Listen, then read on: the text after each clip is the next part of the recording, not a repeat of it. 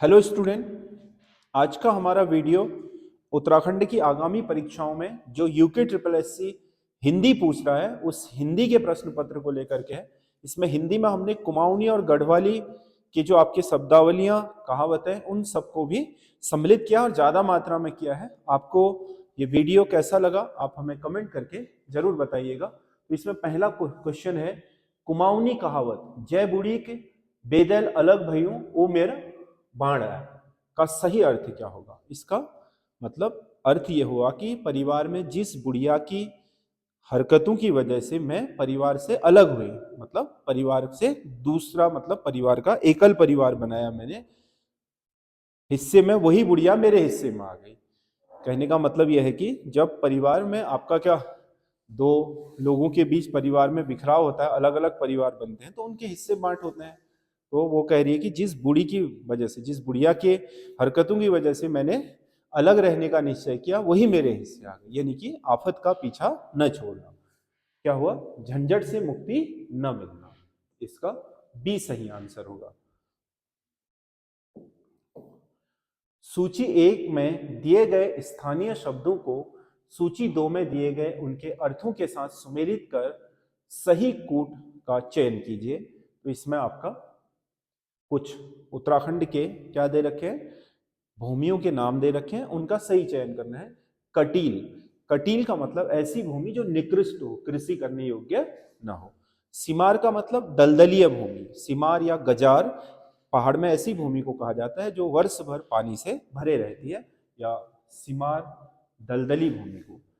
बांज या बंज, बंज का मतलब होता है ऐसी भूमि जिसको आपका बंजर छोड़ दिया गया हो, जिसमें कृषि कार्य न लिया जा रहा हो, उसे बंज कहा जाता है।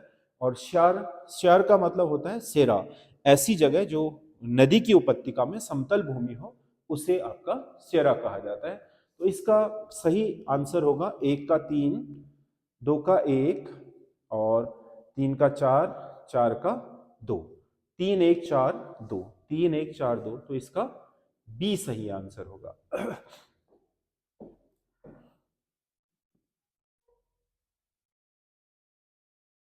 निम्नलिखित गढ़वाली शब्दों में से कौन सा एक सही सुमेलित है? इन गढ़वाली शब्दों में अगर हम देखें तो त्योहार न मनाने की स्थिति, मतलब जब किसी घर में किसी शोक परिस्थिति के कारण वर्ष भर त्योहार नहीं मनाए जाते हैं तो उस स्थिति को बोलता है अबाजू, मतलब बाजा नहीं बजेगा उस घर में, अबाजू। अनाज में बालें फूटने की स्थिति, जब अनाज में बाल फूटती है तो उसे कहा जाता है गभार, मतलब जब बालियां निकलना शुरू होती हैं खेत में अनाज की, उसे गभार बोलते हैं।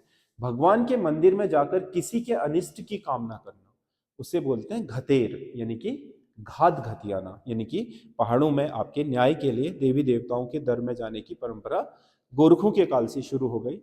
गोलू देवता है, कोटगाड़ी है, ये जो मंदिर हैं इनको आपके वो लोग क्या करते थे, घात डालने के लिए उपयोग करते थे, न्याय प्रक्रिया के लिए। तो किसी के अनिष्ट या किसी ने मेरे साथ गलत किया तो उसका भी भला ना हो, इसके लिए मंदिर में जाकर के घतेर करना या घात डालना की प्रक्रिया होती है। तो इसमें 3 के 3 सही है, 3 के 3 सही है, तो डी सही आंसर होगा इसका। इसका सही आंसर होगा डी। अब देखो, ये एक क्वेश्चन है, देखो इसमें लिखा हुआ है निम्नलिखित में से कौन सा एक विकल्प में तार लेखन से संबंधित नहीं है। पत्र लेखन जो आपके सिलेबस का एक महत्वपूर्ण आपका पार्ट है, उसमें तार लेखन से जुड़ी हुई चीज नहीं है, कह रहा है। पहला इसमें स्टेटमेंट दिया है, इसमें मात्रा को अलग अक्षर नहीं माना जाता। मात्रा को अलग अक्षर मतलब, क्योंकि तार लेखन का हमेशा क्या होता है, जो मूल्य होता है वो तार में लिखे हुए अक्षरों के आधार पर निर्धारित होता था, तो उसमें मात्राओं को अक्षर नहीं माना जाता है। मात्रा किसी के भी साथ लगाओ वो उस अक्षर के साथ ही गिनी जाएगी। तो बिल्कुल सही है ये स्टेटमेंट, ठीक है। इसमें प्रत्येक कोष्टक एवं विराम चिन्ह को भी शब्द माना जाता है। हाँ, जब आप कोष्टक लगाओगे या विराम चिन्ह लगाओगे तो उसे माना जाएगा। इसकी प्रतिलिपि डाक द्वारा पुष्टि हेतु तो अवश्य प्रेषित की जाती है, क्योंकि तार में चीजें शॉर्ट में लिखी जाती हैं, तो तार तो एक त्वरित माध्यम था तब बात करने का, संचार का, लेकिन उसमें कंफर्मेशन के लिए कि हमने ये तार में ये चीज लिखी थी, पीछे से एक आपकी चिट्ठी भी पोस्ट ऑफिस माध्यम से लिखित में लिख दी जाती थी, ताकि तार प्राप्त करने वाले व्यक्ति उस जो तार में लिखी हुई शॉर्ट की चीजें थी उनका सही सही आपका कंफर्मेशन कर सके। तो ये भी सही है। तार लेखन में अनुरोधात्मक एवं सिफारिश शैली का प्रयोग किया जाता है। नहीं, ये तो आवश्यक सूचना के लिए होता है, किसी स्थान की सूचना किसी दूसरे स्थान को देने के लिए, तो इसमें अनुरोधात्मक या सिफारिश जैसी कोई चीजों के लिए अनिवार्यता नहीं है। तो इसमें से केवल तार से संबंधित डी नहीं है, डी नहीं है, क्योंकि तार आपका सबसे महत्वपूर्ण संचार के माध्यमों में आपके आरंभिक चरण में यही था। 1853 में जो आपका तार लाइन बिछाई गई थी डायमंड हार्बर से आपके कोलकाता तक, वो यही करती थी कि उसमें तार भेजा जा सकता था। तार का जो प्रारूप होता है इस तरीके का होता है। अगला, निम्नलिखित दिए गए विकल्पों में से किस एक विकल्प में सभी स्त्रीलिंग शब्द हैं? देखो, सभी स्त्रीलिंग कह रहा है। पुत्रवान पुल्लिंग हो गया, पुत्रवती स्त्रीलिंग, श्रीमान पुल्लिंग, भगवती स्त्रीलिंग, तो ये पुल्लिंग हो गई इसमें। मालिन, धोबी, धोबी क्या हो गया? पुल्लिंग हो गया इसमें। खत्री भी पुल्लिंग हो गया। और राहु, केतु, मंगलवार, हिमालय, इसमें सारे के सारे पुल्लिंग। तो स्त्रीलिंग किसमें है? कुमाऊनी, अंग्रेजी, फारसी, देवनागरी। ये क्या है? भाषाओं के नाम है। तो भाषा और लिपि के नाम हमेशा स्त्रीलिंग होते हैं। तो इसमें सभी भाषा और लिपियों के नाम है। तो इसमें चौथा जो विकल्प है, चौथा जो आपका स्टेटमेंट है वो सही है। तो केवल 4 सही होगा। अगर कूट में से उठाओगे तो चौथा सही होगा। अगला क्वेश्चन है, निम्नलिखित सूची 1 को सूची 2 के साथ सुमेलित कर सही विकल्प का चयन कीजिए। तो इसमें कुछ शब्द दिए हुए हैं, उन शब्दों को आपने मिलान करना है। तो कटोरा किस भाषा का शब्द है? कटोरा देशज शब्द है। देशज मतलब ऐसे शब्द जिनकी उत्पत्ति भारत के सीमाओं के अंदर ही किसी स्थानीय भाषा में हुई और बाद में वो हिंदी के प्रचलित शब्दों में शामिल हो गए, तो उन्हें हम देशज बोलते हैं। जैसे कटोरा हो गया, जैसे जुगाड़ हो गया, खटखट हो गई, है ना, इस तरीके के जो शब्द होते हैं, खिचड़ी हो गई, तो इनको हम देशज शब्द बोलते हैं। ये किसी स्थानीय भाषाओं से आए। दरोगा शब्द तुर्की भाषा से आया हुआ है। दरोगा तुर्की भाषा का शब्द है। और सी, आज्ञा जो है वो आपका तत्सम शब्द है। काज तद्भव शब्द है। तो इसमें ए का 2, 2 का 1, 3 का 4 और 4 का 3, 2 1 4 3, 2 1 4 3, इसमें भी बी सही आंसर होगा। एक दिन बोलेंगे पेड़, एक दिन बोलेंगे पेड़ किसकी रचना है कह रहा है? ये आपके काव्य वाले हिस्से से है। तो एक दिन बोलेंगे पेड़ काव्य कृति है राजेश जोशी की। राजेश जोशी भी आपके सिलेबस में है, देखना जो आपका हिंदी का सिलेबस दिया हुआ है उसमें। और राजेश जोशी से संबंधित कुछ महत्वपूर्ण तथ्य हैं। राजेश जोशी हिंदी के एक प्रमुख कवि, कथाकार और नाटककार थे। इनका जन्म 1946 में मध्य प्रदेश के नरसिंहगढ़ नामक स्थान पर हुआ था। राजेश जोशी को उनकी रचना 2 पंक्तियों के बीच के लिए वर्ष 2002 में साहित्य अकादमी पुरस्कार दिया गया था। इनकी महत्वपूर्ण रचनाएं मिट्टी का चेहरा, चांद की वर्तनी, 2 पंक्तियों के बीच और नेपथ्य में हंसी है। तो ये जो आपका राजेश जोशी है ये भी आपके सिलेबस में है। निम्नलिखित में से किस एक वर्ग में सभी शब्द पर्याय नहीं है? पर्याय पय, दुग्ध, स्तन्य, क्षीर, ये सब दूध के हैं, सारे के सारे पर्याय हैं। तारीख, तिथि, मिति, दिन, ये दिन के, दिवस के पर्यायवाची हैं सारे। काया, जिस्म, देह, वपु, ये सब शरीर के पर्यायवाची हैं।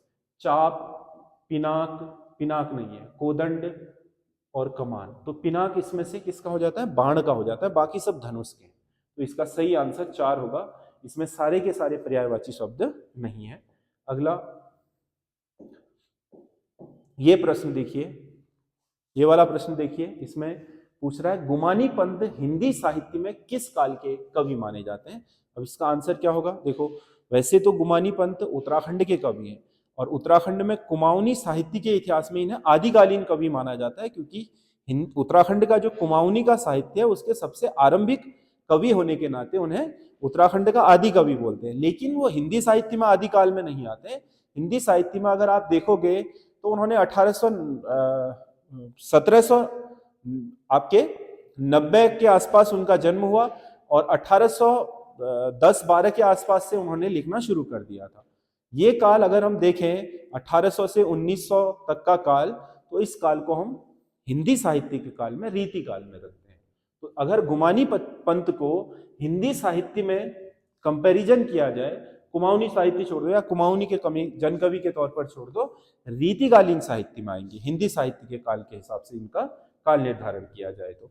लेकिन अगर ऐसे पूछता है कि उत्तराखंड के कुमाऊनी के आदि कवि कौन है, तो उत्तराखंड के कुमाऊनी साहित्य का जो आदिकाल है उसके पहले कवि गुमानी पंत हुए थे। इनका वास्तविक नाम लोक रत्न पंत था। इनका जन्म मार्च 1790 को काशीपुर उधम सिंह नगर में हुआ था और इन्होंने गुमान सिंह ने इन्हें गुमानी पंत की उपाधि दी थी, जो काशीपुर नरेश थे। और टेहरी नरेश सुदर्शन शाह और अन्य राजाओं के दरबार में राजकवि के रूप में भी सेवाएं दी थी। इन्हें कुमाऊनी और नेपाल का पहला कवि कहा जाता है। इन्हें खड़ी बोली में कविताएं लिखने वाला पहला कवि कहा जाता है। इनकी महत्वपूर्ण रचनाओं में राम नाम, पंच शिखा, गंगा शतक, कृष्णाष्टक नाम सर्वोपरि है, जो गुमानी पंत की रचना है। कौन से संज्ञा शब्द हमेशा एक वचन रूप में ही प्रयोग किए जाते हैं? जो आपकी संज्ञाएं हैं उनमें से कौन सी संज्ञा ऐसी है जिसके शब्दों का प्रयोग हमेशा एक वचन में होता है? वो द्रव्यवाचक संज्ञा होती है। कोई भी द्रव्यवाचक संज्ञा होगी, जैसे द्रव्य मतलब जो आपके किसी चीज के किसी मैटर की क्वांटिटी को बताए, उसे हम द्रव्य। जैसे आपने कहा कोयला, कोयला क्या है? द्रव्यवाचक संज्ञा, उसे संख्या में नहीं गिना जाता बल्कि उसे मापा और तोला जाता है। तो कोयला हमेशा एक वचन में ही लिखा जाता है। जैसे आपके क्या होता है द्रव्यवाचक संज्ञा में पानी, पानी एक वचन में ही होगा, दूध एक वचन में ही होगा, तेल एक वचन में ही होगा। तो द्रव्यवाचक संज्ञाएं हमेशा एक वचन में लिखी जाती हैं। ये हमारा एक कोर्स है जो आपके उत्तराखंड पटवारी एग्जाम और आपके जो री एग्जाम होना है पटवारी का, उसमें हमने बना रखा था। लेकिन अब क्योंकि एग्जाम की डेट बढ़ गई है तो आप ये कोर्स अभी भी परचेज कर सकते हो हमारे एसएस स्टडी ऐप, जो हमारे प्ले स्टोर से आप मोबाइल के एंड्रॉइड फोन में डाउनलोड कर सकते हो। एप्पल और अगर आपको आईफोन यानी कि iOS या फिर आपको लैपटॉप में चलाना है तो आप हमारे इस नंबर पर संपर्क करें, ये आपको बता देंगे कि आपको इसे कैसे डाउनलोड करना है आईफोन और लैपटॉप में। बाकी एंड्रॉइड में सब में चलता है। प्ले स्टोर से ये एसएस स्टडी ऐप डाउनलोड कर लें और उसमें ये जो आपका टेस्ट सीरीज नाम से है संयुक्त स्नातक स्तरीय परीक्षा की, इसको आप परचेज कर सकते हैं, जिसमें आपको 20 क्वेश्चन पेपर पूरे 100 नंबर के, 20 हिंदी, 40 उत्तराखंड, 40 आपका जीएस जीके और रीजनिंग है, जिनमें पूरे 100 नंबर का यूके ट्रिपल एससी के नए पैटर्न पर आधारित परीक्षा या टेस्ट सीरीज आपको मिल जाएगी। उस टेस्ट सीरीज को आप टेस्ट के रूप में अटेम्प्ट करके अपने को आजमा भी सकते हो। बाकी उसमें आपके पीडीएफ भी है, उस पीडीएफ को बाद में पढ़ करके उन क्वेश्चनों से आप थोड़ा बहुत अपने जो बात की प्रैक्टिस हैं या फिर कुछ क्वेश्चन जो इंपॉर्टेंट है उनसे सीख भी सकते हो। तो दोनों सुविधाएं उसमें है, या आप वहां से खरीद सकते हो आगामी परीक्षाओं के लिए। बाकी हम कनिष्ठ सहायक के लिए नई टेस्ट सीरीज बना रहे हैं, यूके ट्रिपल एससी जिस लेटेस्ट चीज़ें चेंज कर रहा है उन सभी को लेते हुए, तो वो हम बहुत जल्द आपका उसे भी लॉन्च करने वाले हैं अपने ऐप पर। तो उसमें भी हम आपके लिए जो पूर्ण पेपर है उसको लेकर के आएंगे। बाकी यूट्यूब पर तो हमारा चल ही रहा है। अगला क्वेश्चन है, हार उपन्यास निम्नलिखित में से किसके द्वारा रचित है? हार उपन्यास सुमित्रानंदन पंत का, ये इनके आरंभिक उपन्यासों में से एक है हार, सुमित्रानंदन पंत का। सुमित्रानंदन पंत छायावाद के युग के प्रमुख स्तंभ है। छायावाद के जो 4 स्तंभ हैं, जयशंकर प्रसाद, सूर्यकांत त्रिपाठी निराला, महादेवी वर्मा और आपके सुमित्रानंदन पंत। इनको चिदंबरा कृति के लिए ज्ञानपीठ पुरस्कार से सम्मानित किया गया है और यह ज्ञानपीठ पुरस्कार पाने वाले हिंदी के पहले आपके साहित्यकार हैं। सुमित्रानंदन पंत को साहित्य अकादमी पुरस्कार भी प्राप्त हुआ है। इनकी रचना पल्लव को छायावाद का घोषणा पत्र कहा जाता है, घोषणा पत्र कहा जाता है। इनकी प्रमुख रचनाएं तो बहुत सारी हैं, ये कला और बूढ़ा चांद, ग्राम्य, युगवाणी, लोकायतन, आरंभिक है, ये बहुत सारी इनकी रचनाएं हैं, छायावाद के प्रमुख स्तंभ हैं। संतोष शब्द में निम्नलिखित में से कौन सी संधि होगी? समधनतोष, ये ऐसे होगा समधनतोष। तो इसमें हलंत लग गया है तो ये मौ धन तो इसमें अंतिम पद का, ये पहले पद का अंत भी आपका व्यंजन में हो रहा है, दूसरे पद का आरंभ व्यंजन में, तो व्यंजन से मिल करके व्यंजन ही बनेगा, तो व्यंजन संधि होगी इसमें। उपरोक्त में से कोई नहीं। समधन तोस, तो इसमें से आपका क्या होता है, जब इसके बाद तो या थो आता है तो उसके पहले का जो म होता है पहले पद का, वो इस किस में बदल जाता है, आपका अनुनासिक में बदल जाता है, तो ये संतोष हो जाएगा। तो इसमें आपका कौन सी संधि होगी, व्यंजन संधि। अगला क्वेश्चन, निम्नलिखित वाक्यों में से शुद्ध वाक्य का चयन कीजिए। कृपया 1 गिलास पानी दीजिए। बिल्कुल सही है, यही सही हो गया। जो बाहर जाना चाहते हैं वह जा सकते हैं, वह की जगह वे होना चाहिए। जो बाहर जाना चाहते हैं वे जा सकते हैं, ये यहां पर गलत हो गया है। वह 7वें कक्षा में पढ़ता है, 7वें नहीं होनी चाहिए थी, 7वीं ऐसा होना चाहिए था, तो यहां ये गलत हो गया है। तो ए सही होगा, इसमें केवल 1 सही है। अगला, तत्सम तद्भव शब्दों में कौन सा युग्म असंगत है। तत्सम हो एक और एक तद्भव। पत्र पर्ण, ये तो दोनों तत्सम हो गए हैं, इसका तो तद्भव क्या होना चाहिए था, पत्ता होना चाहिए था, तो यही इसका सही आंसर हो गया, क्योंकि दोनों तत्सम है, तद्भव नहीं। जैसे चक्र तत्सम, चक्का उसका तद्भव, छत्र तत्सम, छत उसका तद्भव, चैत्र तत्सम, चैत उसका तद्भव, तो ऐसे जोड़ा होना चाहिए था, ये गलत है। अगला, कोई और कुछ का प्रयोग निम्नलिखित में से किस सर्वनाम के साथ किया जाता है। कोई और कुछ, कोई और कुछ दो शब्द ऐसे हैं जो अनिश्चयवाचक सर्वनाम के लिए आएंगे। जैसे आपने कहा दूध में, दूध में, दूध में कुछ पड़ गया है, पड़ गया है, दूध में कुछ पड़ गया है। तो अब दूध में कुछ पड़ गया है, अब कुछ कोई संज्ञा होगी, या तो कीड़ा होगा या मिट्टी होगी, जो भी तिनका होगा, तो वहां पर संज्ञा होगी। तो उस संज्ञा के बदले हमने एक ऐसे अनिश्चयवाचक शब्द का प्रयोग करा जो किसी भी चीज के लिए परफेक्ट हो। मतलब कुछ हम मिट्टी को भी बोल सकते हैं संज्ञा के बदले, ये सर्वनाम का प्रयोग। तिनके को भी कुछ कह सकते हैं, यहाँ पर कीड़े को भी कुछ कह सकते हैं। हमें साफ दिख नहीं रहा है, हम कहते हैं कि दूध में कीड़ा पड़ गया, तो सर्वनाम की जरूरत ही नहीं है। दूध में कुछ पड़ गया है, हमें अंदाजा नहीं आ रहा है कि वो क्या है, कीड़ा है, घास है, मिट्टी है, इसीलिए यहाँ पर हमने किसका प्रयोग किया, कुछ का, तो अनिश्चय हो गया। वैसे ही कौन भी आपका कोई भी ऐसे ही होता है, तो ये अनिश्चयवाचक सर्वनाम है। दरवाजे पर कौन खड़ा है, मैं कहूँ दरवाजे पर राम खड़ा है, तो जरूरत ही नहीं। दरवाजे पर कौन खड़ा है, वो राम भी हो सकता है, बिल्ली भी हो सकती है, कुत्ता भी हो सकता है, श्याम भी हो सकता है, कुछ भी हो सकता है। तो वहां पर संज्ञा के बदले एक ऐसा सर्वनाम जो अनिश्चितता को दर्शाता है, वो अनिश्चयवाचक सर्वनाम होता है। पायो जी मैंने राम रतन धन पायो, राम रतन धन पायो कह रहे हैं। अगर ये कहती राम रतन जैसा धन पायो, तो वो हो जाता रूपक, क्या हो जाता, सॉरी उपमा हो जाता, क्योंकि उसमें उपमेय पर उपमान का क्या आरोप होता, लेकिन उसमें तुलनात्मक आरोप के लिए एक क्या होता, वाचक चिन्ह भी होता। अब इसमें वाचक ही नहीं है, राम रतन को ही धन कह दिया है उसने, तो इसका मतलब यहां पर गुणों की इतनी प्रगाढ़ता है कि एक दूसरे से अलग कर पाना पॉसिबल नहीं है। तो यहां पर कौन सा अलंकार होगा, रूपक, बी, बी सही है इसका। अगला, सही विकल्प का चयन कीजिए। तो इसमें आपके कुछ वाक्य दे रखे हैं, उनको सही चुनना है। तो आपका पहला वाक्य है, ज्योति गा रही है, ज्योति गा रही है और नाच रही है, ज्योति गा रही है और नाच रही है। तो और लगा, दो वाक्य हो गए, ज्योति गा रही है एक, ज्योति नाच रही है दो।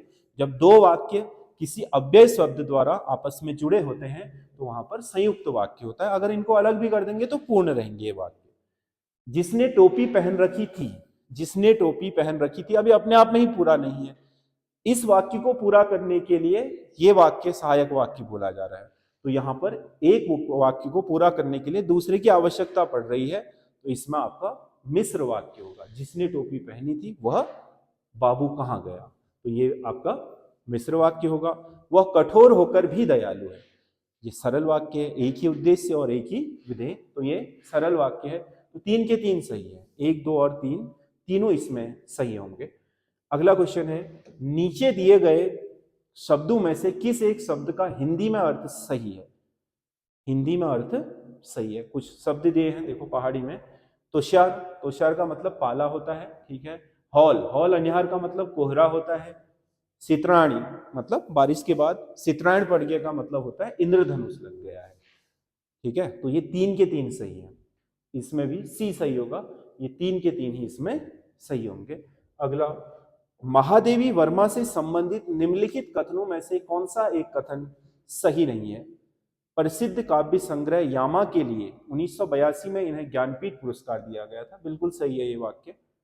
यह हिंदी साहित्य अकादमी की सदस्य बनने वाली पहली भारतीय महिला, हाँ, साहित्य अकादमी की पहली मेंबर जो बनी थी वो आपके महिला मेंबर महादेवी वर्मा ही बनी थी। तो ये दोनों ही सही है।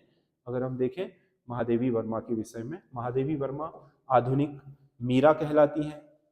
निराला ने इन्हें हिंदी साहित्य के विशाल मंदिर की सरस्वती कहकर संबोधित किया था। महादेवी वर्मा को भारत के सर्वोच्च साहित्यिक सम्मानों से में से ज्ञानपीठ पुरस्कार सम्मान भी प्राप्त है। इनकी कुछ प्रसिद्ध रचनाएं निहार, रश्मि, मधुर मधुर, मेरे दीपक जल और स्मृति की रेखाएं बहुत सारी हैं। महादेवी वर्मा जो आपके छायावाद के 4 स्तंभ हैं उनमें से एक है। ये हिंदी का पेपर है। जैसा विविधतापूर्ण पेपर आपका यूके ट्रिपल एससी बना रहा है वैसे ही विविधतापूर्ण तरीके से हमने बनाया है।